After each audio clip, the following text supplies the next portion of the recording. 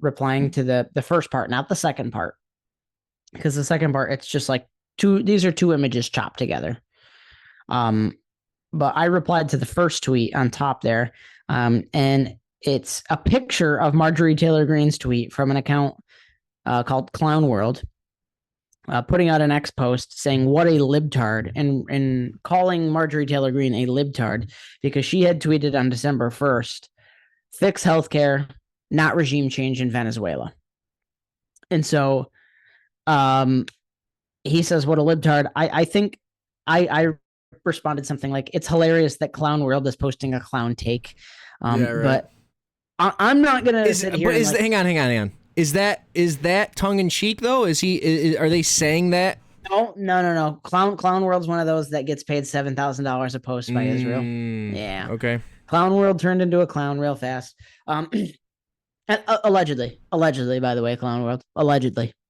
This is all alleged. I don't know if he gets paid that money. Just so we're clear, don't sue me, bitch.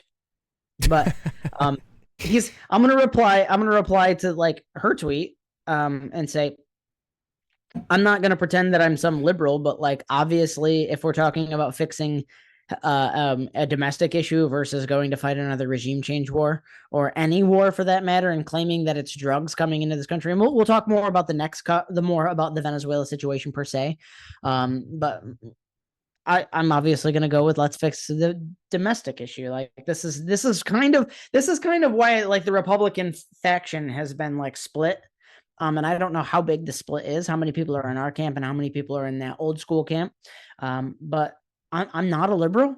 But if you're making me choose between going and fighting wars or doing things in other countries while we have problems that are massive in this country, I'm going to take the position of we need to fix what's in this country first. Yeah. And I do want to respond to one thing that you said last time, and I commented it, or not last time, but on that show that you posted with Mark and Tag. American Crusader. You had something about we shouldn't be sending money anywhere. The only argument that I would say against that, because I'm not fully isolationist, is that we do need to have our dollar be like the reserve currency. We need to have dollar dominance and those kinds of things. But you are 100% correct. We don't need to be sending that much money to all of these countries. We need to be sending just enough to keep everybody like realizing that America is the hotbed. America is the superpower. We don't need to be funding weapons. We don't need to be sending weapons, and we don't need to be just relentlessly funding things until like the end of time, because you can say that we're feeding hungry children, but like at the end of the day, we know we're not feeding hungry children and shit like that. We know we're not doing that. Let me be clear on that point though, because I didn't. So if you listen to, I think it was maybe a couple seconds after I said that, it was not that we shouldn't be sending money to any place other than the U.S., like just as a basic principle. It was, if I can't afford to pay my bills, I'm not going to go pay the neighbor's bills, right? So we shouldn't be funding, we shouldn't be funding other countries when we can't even pay our own bills, when we're continuously going into debt, our economy's collapsing, people are hurting, like everything, to be fair, everything did slow down, and some things like gas got cheaper and eggs got cheaper, but it got so astronomically high that even though it slowed down, it's still ridiculous.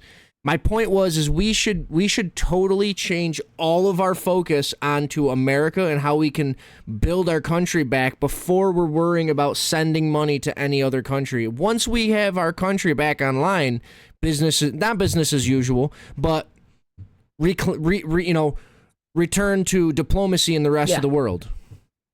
I agree with that. Like our primary, secondary, obviously we can't just rip all the money out of the rest of the world, but we obviously so like things that are still going on. Our primary, secondary, and tertiary focuses should be on domestic issues, but like it's okay that if like the other ones are like, hey, it is okay to keep. It is okay to make sure that we don't go into World War III, and make sure that we have opportunity to get resources that we would otherwise not be able to get.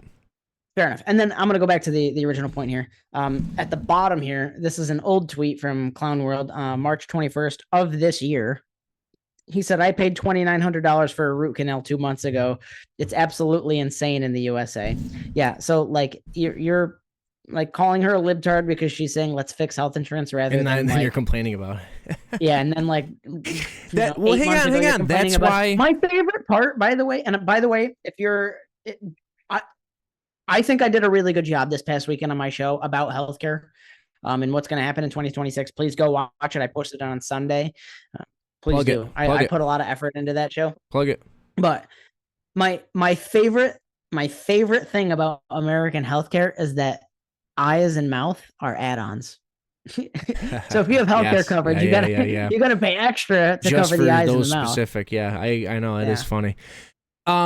But this is why you're to that point. I think this is why maybe Clown World was being a little tongue in cheek here in saying what a libtard, not actually meaning what a libtard, but saying, oh, what a libtard, like trying to pose as one of the neocons that would call her a libtard for being against what the regime is doing. So I don't know. I mean, it's just. Are you sure it's not? Sorry to cut you off. Are you sure here, it's not a joke? I'm very positive because the way that he or she, I don't know who it is, has been like tweeting or posting otherwise, leads me to believe that they're very like neocon-y. But the issue that I'm having here, and the point that I really wanted to wrap in, and I want you to respond to this, is that like there are so many specifically, and I don't follow too many left-wing people. I follow left-wing people that like give me the gist of what's going on the left. On the right, there are so many obviously paid actors and paid influencers, or influencers that are like literally just like living on X or living on Instagram, and they see a story and then they steal it as their own, and they say, because they have a lot of followers for some reason, right? And they'll say breaking, this event is happening right now, blah blah blah. It's definitely like, I would love to see their bank account, like not the amounts, but like who's sending them money in. I bet you the RNC and like Republican research groups and think tanks are sending these guys money just to like be active on Twitter and say like, hey, I'm going to need a post on the hour, every hour, pretty much. We already know that they have companies that do this though, with bots. Make sure that they're, factually accurate posts, try not to seem like too Republican, but like spin it that way. And then they're like, it's basically bot-like activity, but they're not. And the perfect one that comes to my mind, and I don't mean to like disparage this person, but like Eric Daughtry, you see this guy on Twitter all the time on X, or Miles Ian Chong or whatever that guy's name is. Like those types of people, like they're just like posting shit all day long. They're popular in the space. So the way we have to think about it, this is a quick aside to add on to what you're exactly saying, but then we can move on. I think it kind of goes. It's like the mainstream media know that they're losing the no one's watching cable news anymore. I mean, some people are. The boomers are. So they know that is getting eliminated. So they're slowly starting to take captive the people that are already popular in the new form. So they're spending a lot of money on these people to pay them to say what they want them to say. But anyway, that's it. That's all. Israel, they're paying them a lot of money. It's basically the same conversation. So this one's from Clint Russell, by the way, who is now like top 25 on the podcast charts last week. So good for him. Shout out to Clint on Liberty Lockdown podcast. Very, I would say, conservative leaning libertarian type guy. Pretty good opinions, very anti-war, like you should be. But he had tweeted out yesterday, like very early in the morning, like 1 a.m. Go to bed, Clint. I don't know, maybe he lives in LA. No, he doesn't. He lives in Miami, he said. When Trump ran on, quote, no new wars, I assumed it meant not bombing Iran and regime changing Venezuela. Your favorite MAGA influencers are all frauds. They bite their tongues to maintain access. They are no better than CNN or Fox News. Indie media gone corporate. Indie, he means independent. So I want to touch really quick on this. That's kind of what I was saying. Yeah, and then you can just go ahead and close out the segment here. This whole thing in Venezuela, I don't want to waste my breath on it. Am I against like drug cartels getting bombed? Not really. Like in principle, no. Do I want my tax dollars doing it when we have domestic issues? Also, no, not really. Because like if we were really serious about the issue, we wouldn't be tackling it in Venezuela. We would be tackling it in China. We would be tackling it in other areas. I think we'd be tackling it on our border. Yeah, we would be tackling it on our border, and we've done a fair job at that. But we would not be bombing like narco boats, speedboats, and we wouldn't be trying to overthrow a government. There's better ways to do this than bombing them too. Like, because I had seen somebody say that like 3 out of every 4 boats has drugs on them. Okay, it's like, okay, so like, what about that 4th boat? It's like, fuck them, right? Yeah. It's a nice don't. family that's actually on a raft from Cuba.